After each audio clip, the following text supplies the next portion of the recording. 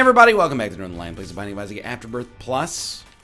Ooh, I accidentally just started an Isaac run. Wait a minute, did we lose our last episode? I'm trying to remember. We may have. That seems right, yeah. So while we're on a 0 streak, I don't want to just play an Isaac run out of inertia. I'd rather play a character where we're missing some stuff on the posted note for. Eve seems like the best call. Like, if we could do an Eve, negative style run, I mean, we can't take the negative, but we can at least go down to the shoal. 4T, 8A, set D. Did you know? And again, this is not a world-shattering revelation. You know, this is not a whistleblowing. It's not gonna change your life. If it was clickbait, it would change your life. But it's not clickbait. It's just real mother freaking... Okay, I don't know where I'm going with this. What I was gonna say is, did you know that in other parts of the world, apart from North America, I can't speak for Europe, I wouldn't dare. But in Asia, when you order a combo at like a fast food restaurant, it's not called a combo, it's called a set. One of the hardest things to get used to as a Western citizen living in a foreign country. You go, Shilahamnida Shanghai set Hange Juseo, and then they go, Seta, and you go, yes, Seta, look at me. It's bad. I'll have one Shanghai spice, please. Pojong to go. And then they go, do you want fries with that? And I go, come on. We both know I want fries with that. I'm here for the fries. I'm not here for the sandwich. There are probably people that go to fast food restaurants for the sandwich. I'm not against a fast food sandwich, you know, a McDonald's hamburger or even a McChicken can strike you right. We don't have Chick-fil-A's in Canada except for one in Calgary. But they did try to expand up here. I don't know why it failed. It seems like it should be the kind of thing that takes off. Who doesn't like a fried chicken sandwich? However, when I go to a fast food restaurant, I'm going for the fries. Like, I think you can learn a lot about somebody based on their power rankings of a fast food meal. For me personally, I'm a fries sandwich drink guy. I suppose it does depend on the establishment. Some places have fries that are, you know, better than others. Some places have sandwiches that are better than others. Like, I'll tell you straight up, when I go to Burger King, which only happens in one circumstance, and that circumstance is when I'm at the airport. And not even if I'm at the airport flying within Canada or overseas. It's only if I'm flying to the United States of America and it's too early for the other restaurants in the airport to be open. That happens maybe once every 2 years. I go, jeez, Burger King, I don't know. Give me, I don't know, some kind of croissant-type bread, and then also place, like, a sausage patty and a dehydrated egg patty on it. In that situation, I'm like, the sandwiches, I mean, if I'm leveling with you, that was a bad play. Well, maybe not. We'll see what our deal with the devil entails. We lost Whore of Babylon, but maybe it's okay. We could have re-rolled the blood bag right there, maybe into something better. So I'm inclined to say that was a bad play for the time being. You know, if you're at a bad fast food breakfast, I think you're in, like, drink sandwich side territory. It pains me to say it, that a cup of orange juice is the best part of that fast food meal, but I do believe it to be true. You think it's worth a bomb here to get a golden key? As of right now, I think no. What the... Okay, you guys are taking some liberties there, but... he's done it. Just get the green boy. Thank you.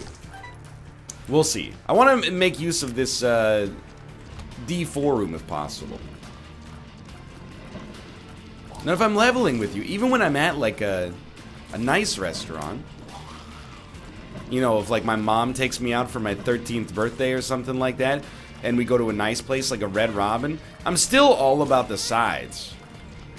The entree is, like, you know, it can be an important part of the experience as well, but Number one thing I look at is the sides. Because for me, it'll be like, oh, you know, a braised short rib, a poached lingcod. And I'm like, okay, both of those sound fantastic. But would I rather have, you know, some scalloped potatoes? Or would I rather have some grilled asparagus in a balsamic reduction? It's a tough call. But my ilium, jejunum, and duodenum are telling me get the scalloped potatoes. So that's what I do. All my boys all my boys out there who order for the sides, let me hear you say heck yeah. That's right. We're creating community here today. So the guppy dream is not assured, but alive and very, very well. This is a great looking run so far. I will trade one bomb for that golden key. It's such a minor thing, but I do want to get it right. So we'll place this bomb right here. The reason being, we are going to open 2 doors now that we have the money. We're going to open the shop and the item room. And they're both right here.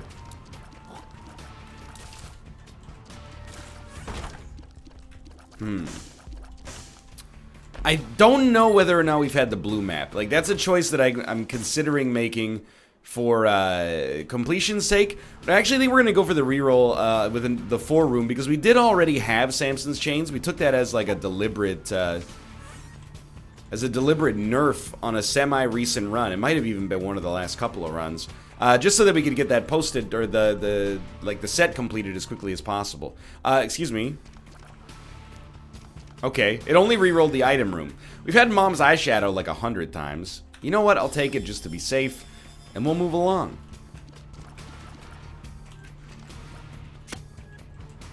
I think that's fair. What is your favorite fast food breakfast? I always ask this question, and I come across, or I like to give the idea that I'm an authority, when really people watching this are like, don't flatter yourself, Grandpa. You're not an authority on anything. Except squandering an undergraduate degree in biology. Hey now, that's only I can say that. You can't say that. Sometimes people tweet me and they have more familiarity with me than I do with them. And they say some things that if I said them would be funny. But because I don't know who they are, they come across as highly rude. Sure, grab the lost cork. Just be wary of that parasocial dynamic that we got here, okay? Be polite to strangers, no matter how many episodes of their podcast you listen to.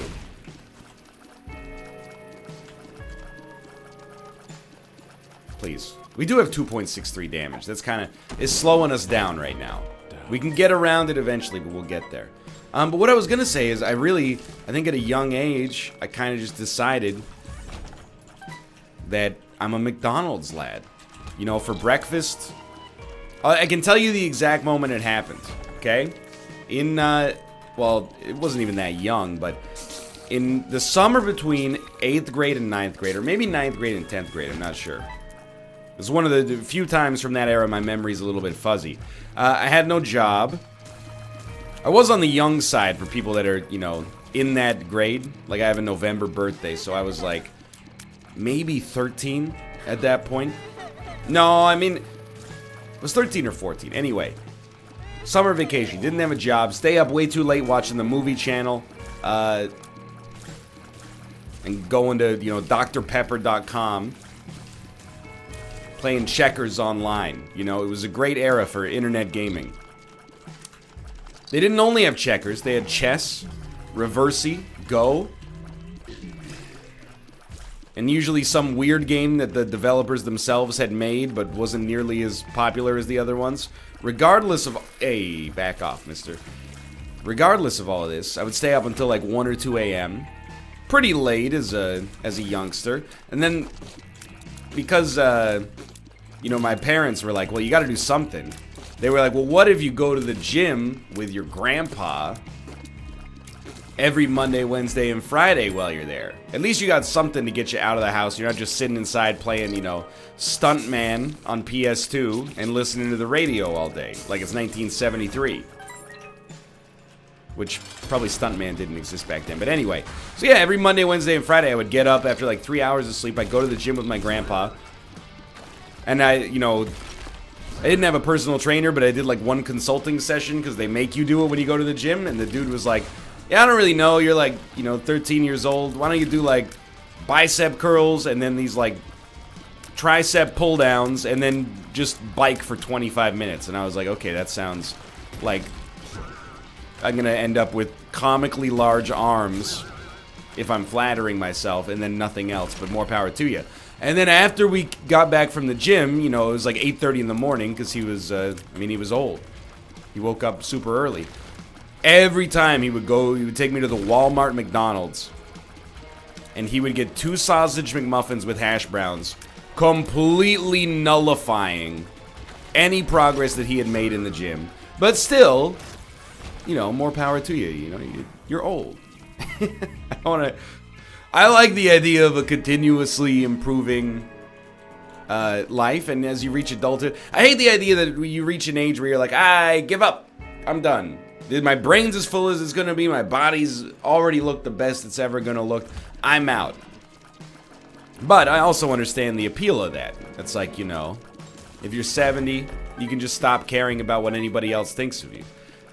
Now, if you cared enough in order to make yourself healthy, you might be able to squeeze a few extra years of life on this mortal coil. And, people are... I'm getting a little bit beside myself here, tangential to my original point. My original point was just going to be, I have fond memories of that summer vacation and spending time with my family, and as a result, those memories have become inextricably linked to McDonald's sausage McMuffins, which is why I still love them to this day, probably. That and, the high saturated fat content leading to a really, really satisfying mouthfeel. Plus those hash browns, are just delicious. But people always say, and I think it's, again, I never want to come across as a 100-year-old man here until I'm at least 95. But I think I sit at the precipice. I am a young man who has spent, more than a decade having young man opinions, slowly getting to an age where I'm expected to have more responsibility and stuff like that, and noticing, like, my values change as I get there. Sometimes you'll talk to people and they'll be like, I don't, what's even the point of living after the age of, like, 65, If I die when I'm 60, that sounds A-okay by me. And I'm like, are you insane? How about, like, spending time with your kids, grandkids, spouse? Hey, like, when I'm 60, my parents realistically could still be alive and in okay health. They'd be in, like, their early 80s, and they've taken care of themselves. Now, I'm not saying, and this is, like, a very macabre topic to get into, I'm not saying I expect, this sounds rude. I don't mean it to be rude, I just mean it to be realistic. I'm not saying I expect my parents to be alive 30 years from now. I would be thrilled if they were. I would be very happy. That's a blessing that most people don't get, is to have, living parents when they're in their 60s. That would be excellent. Okay, if I said that would be excellent enough, I'm covering for the fact that I need that inheritance money, Dad. Anyway, he would laugh at that, probably. And then later at night, he would be like, was he being serious? And my mom would be like, no, he was joking. And I'd be like, yeah, that's right. Anyway, there should be a lot to live for at least after you're 60. If you say, what's the point of living after you're 100? Look, I can't answer that question. I've never lived as a 100-year-old. I've never lived as a 60-year-old. I'm just saying, like, as a 100-year-old, I imagine your quality of life dwindles. But there also must, at some point, you must just, every month, you're like, this is amazing, right? Like, isn't every day that you live after the age of 100 implicitly flattering? You're like, dude, my genes rule.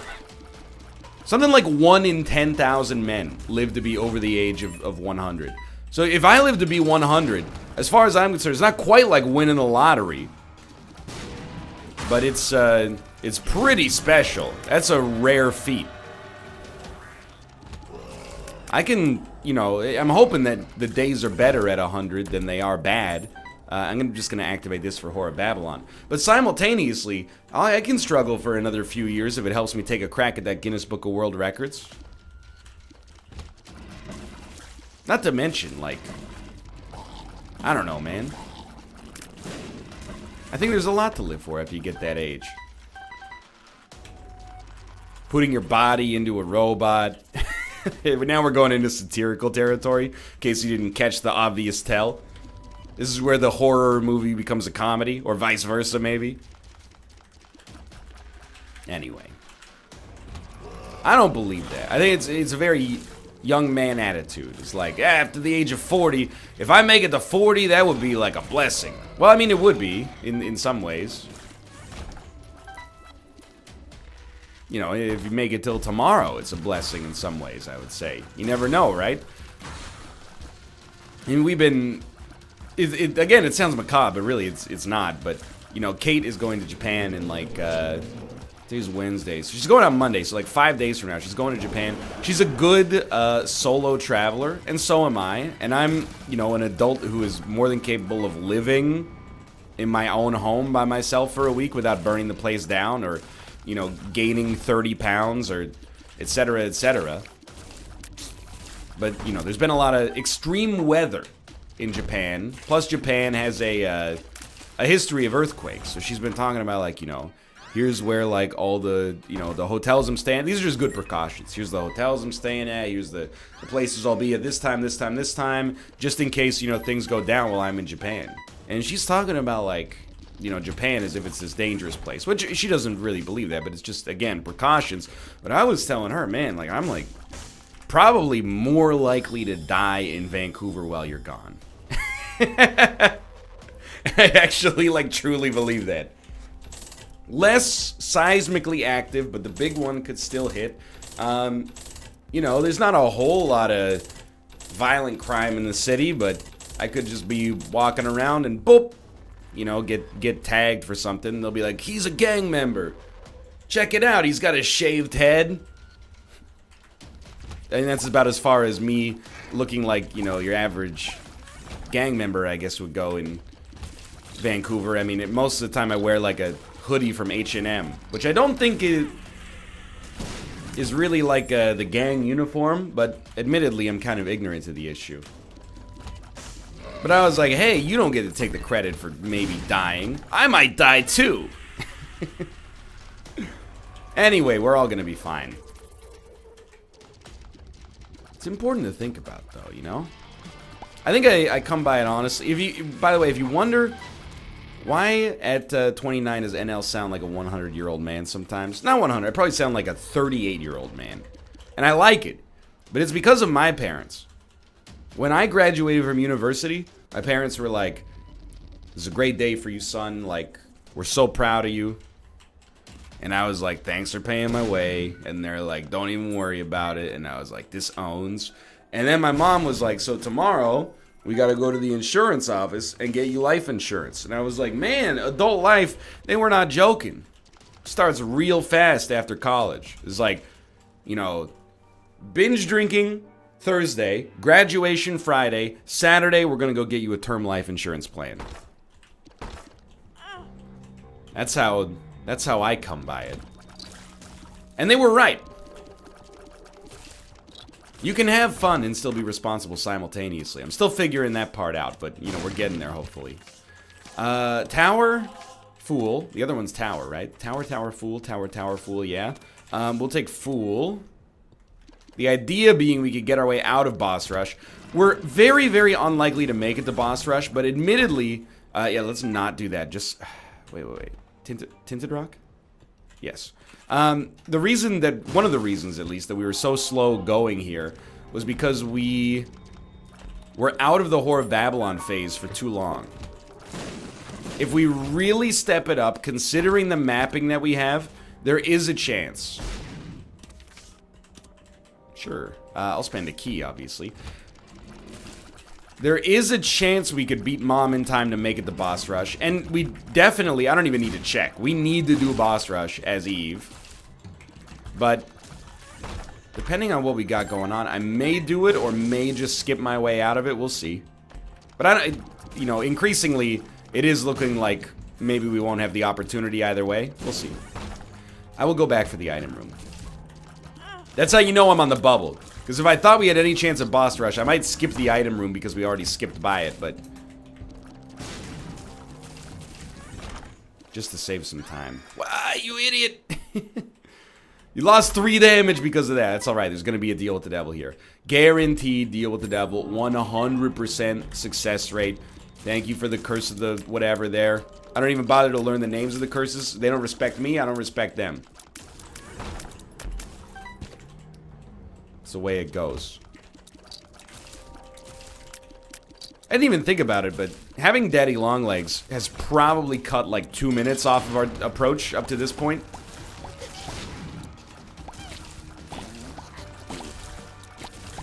Please, just one more Daddy Longlegs direct hit. Perfect opportunity. There we go. Put this in there. There's no way we can make it. Unless you get a teleport card.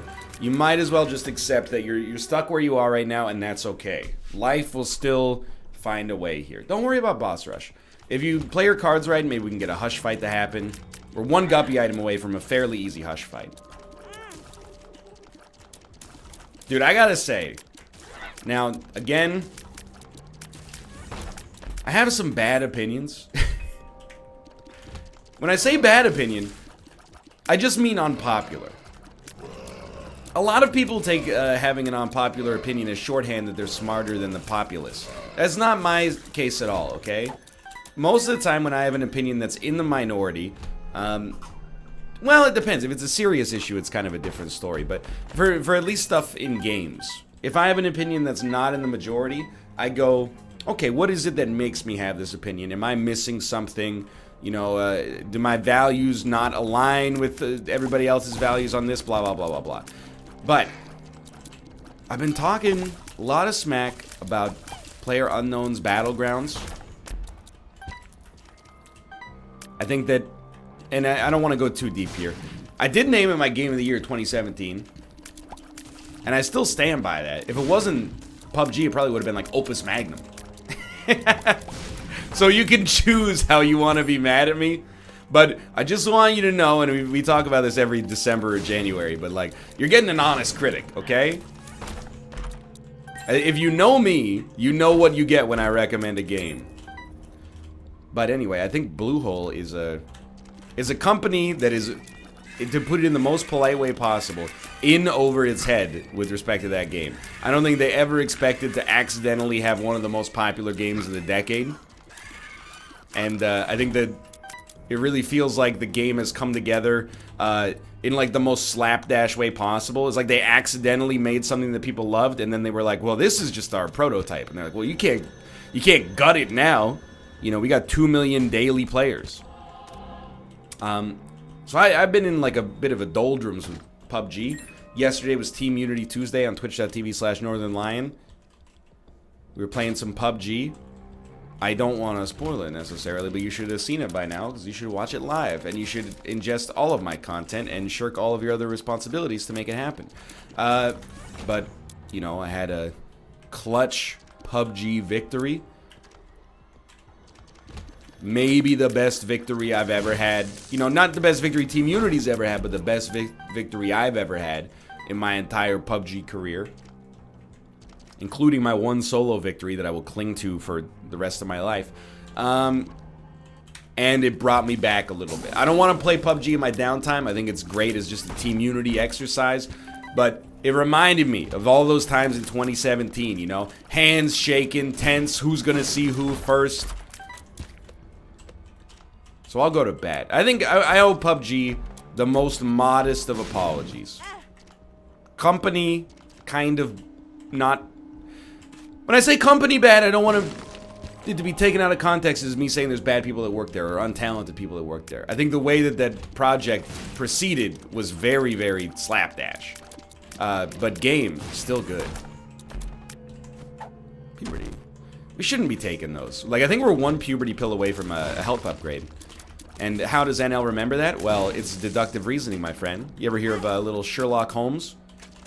We knew what the pill was, so we must have taken one before. Yet it did not give us puberty. So we've either taken one pill up to that point, or more than 3. And I don't think we've taken more than 3.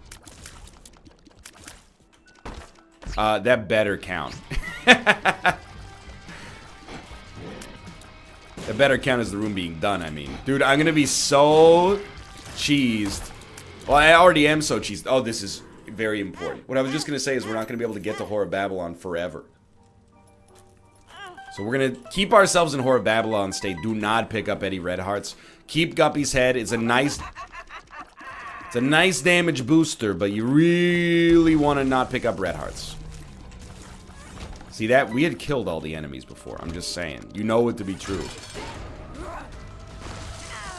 So we know we're not going to get anything from a deal with the devil here unless we, for whatever reason, decide to go with IV Bag. We really, really want to beat the odds and get a deal with the devil on the next floor then. Otherwise, what we're looking at now is probably like how our run is going to look maybe until Shoal. Because we do want to go to Shoal here, I think, yeah. I mean, either way, you could... It's not cowardice. It might be better to not go to Shoal and just complete the chest path. And then when we unlock the negative, we can do Shoal and get it all done in one go. But... I don't know how you unlock the negative, except for maybe like beating Shoal X number of times, so, you know, I think you gotta do it anyway, so I think I would rather do Shoal. This would be a great time for a Guppy item. We're here for a Gup time.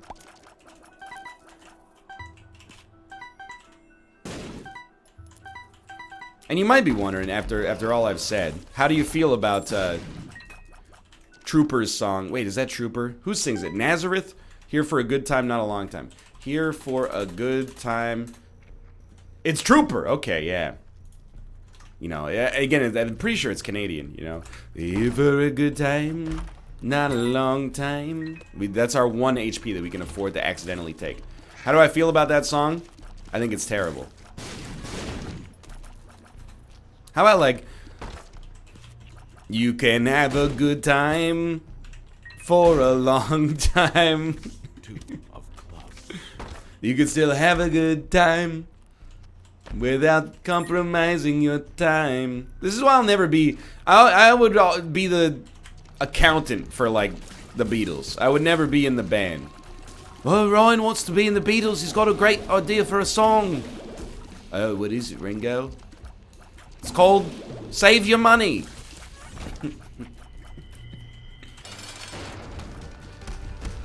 Boy, I'd like to win the lottery to get financial security. I'd put it in a security, get some bonds for my prosperity. Ringo! Told you we don't want to hang out with that loser. We hate him.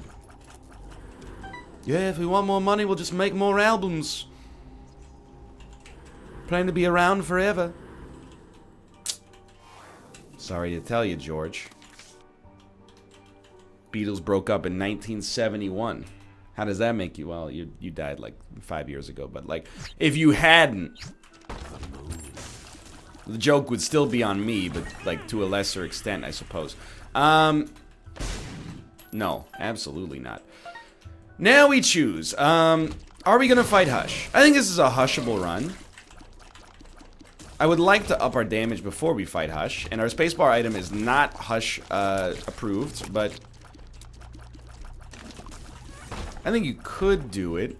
See what our HP looks like when we get down there. It'd be really, really nice to get a deal with the devil, even though we haven't earned one. Or did we already get teleported there? See, I was too distracted with doing the accents for the Beatles bit.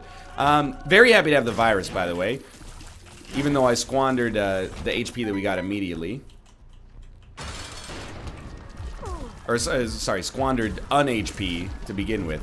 It didn't compromise our speed at all, because we probably actually have like a... internally like a speed of 2.5 or something like that, so it's going to take a while before it reflects itself negatively, on the stat sheet at least. But this does give us the ability against Hush to possibly create some extra demon hearts and get some sustain. We have enough money to buy something useful from the shop, or at the very least donate a bunch. I don't know.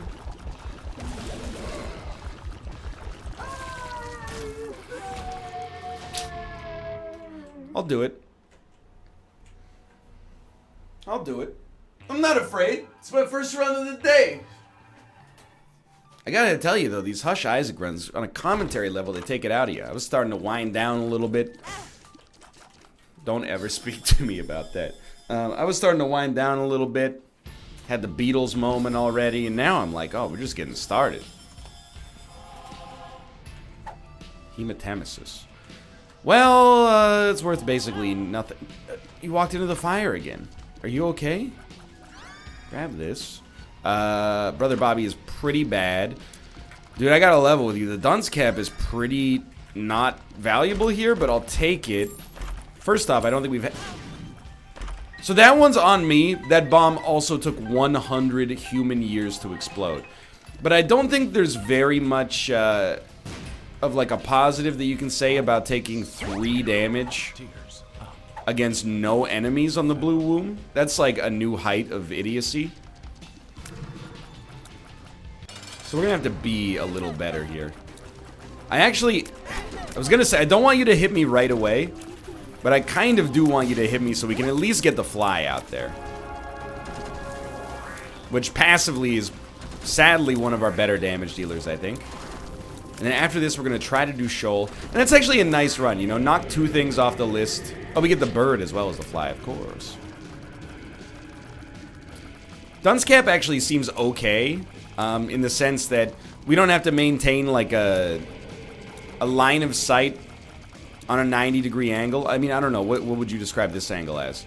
A 0-degree angle? I don't know. There's only 2 points. It's me and him. It's hard to make an angle with 2 points. I guess it would be 180 degrees, right? It's just a line. Either way, we can't, or we don't have to stay exactly on his line of sight, which I don't know if that benefits us on every wave, but it might benefit us on a few. Now, if we get super, truly desperate, we may decide there's a sensible strategy involved somewhere where we take damage, walk into all of these flies, and then hope to generate more than 1 damage's worth of spirit hearts. Like, didn't even come close to working out there. That's the first hit we've taken on Real Hush. Real Hush, we'll find you somewhere with your back to it. You guys like Beach House?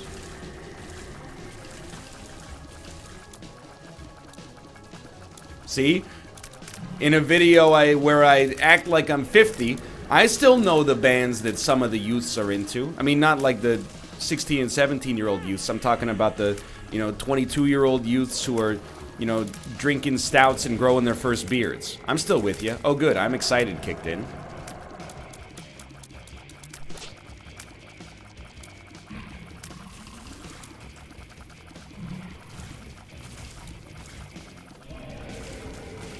Scary moments for me personally here. Okay. Yo, we got 1 back. 1 is all we need. Another Beatles reference for you. That's right, I'm a scholar of music. If we win this, which is looking increasingly likely, I deserve 0 credit. I actually deserve, like, anti-credit. Because of all the damage we took on the shop leading up to it. Oh, somebody told me that those light beams scale with your speed, by the way, and I believe them, because it seems like a very strange thing to lie about. They had a specific example. They were like, I beat Hush once on 0.1 speed just to prove that I could do it, and the beams were just as slow as they were. But these guys, I don't know why they're popping out at like 100 miles an hour. What I was gonna say though is if we beat this fight, oh my lord, which is now looking increasingly unlikely, I deserve no credit. The credit really belongs to, ooh, a thing. The credit really belongs to, our aggressive fly, Daddy Longlegs. To a lesser extent, Dead Bird. We're probably going to die here, and I want you to know that I'm not proud of my performance on this run. I hope that's, abundantly clear.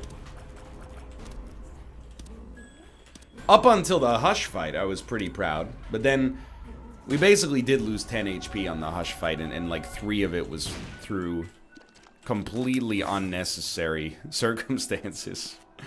I will desperately look for like Magic Mush, health upgrades, even, dare I suggest it, a puberty pill. This is a great room. All things considered. Just looking for spirit hearts, thank you. Now that we got one, feeling a little bit more confident.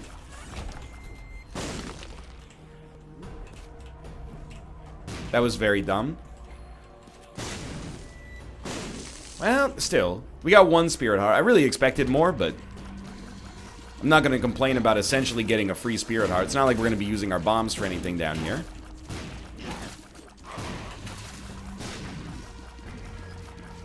I thought you were going to move a little. Golden horseshoe. Dude, by the way, I didn't really bring it up, but I have the cork. I've had it for the whole episode. I have no idea what it does.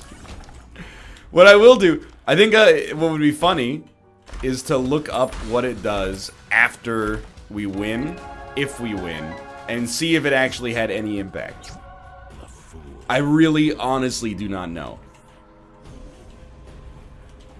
And I think that is hilarious. Sometimes, you know, you get in a semi-desperate situation, you just throw the bombs down to see what sticks, you know?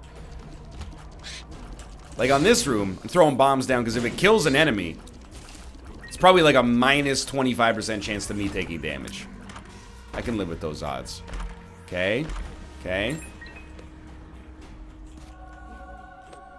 For some reason, my brain turned that bomb into a spirit heart, and I was like, word in the money, baby. Well, I would love, like, a demon heart. Okay, this actually could be better, but... Are you a wizard? Dude, are you a wizard is so weird here. Pretty fly. That's actually fine as long as we get a half heart. Don't we have one more Are You a Wizard? Yeah. So we can use that. I mean, seems fine to me. The half heart gives us the permanent Polaroid invincibility, keeps us in Horror Babylon, but also gives us a slight amount of protection.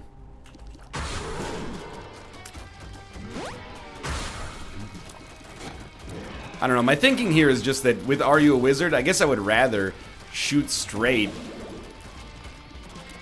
And then also, I mean, the ones on the side are never really gonna hit, but I don't know. Maybe it makes no difference and I'm being absurd. Wouldn't be the first time.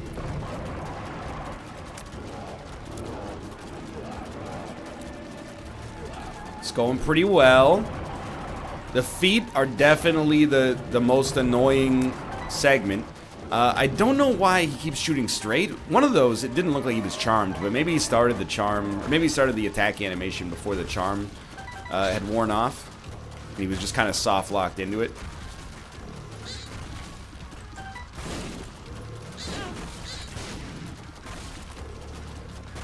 Yo, very, very good. Take me away. What did we get for this? The razor. Okay. The negative. Okay. Now we're talking. Oh, thank God. The ultra hard challenge. Okay. Isaac. Lost cork. Increases the radius of all creep produced by Isaac. Literally. Well, actually, it might have helped with the headless baby, but apart from that, I don't think so. Hey, thanks for watching. I hope you enjoyed the episode. If you did, click the like button. Helps out a great deal. Of course, subscribe if you want to see more in the future. For now, thanks for watching, and I'll see you next time. See ya!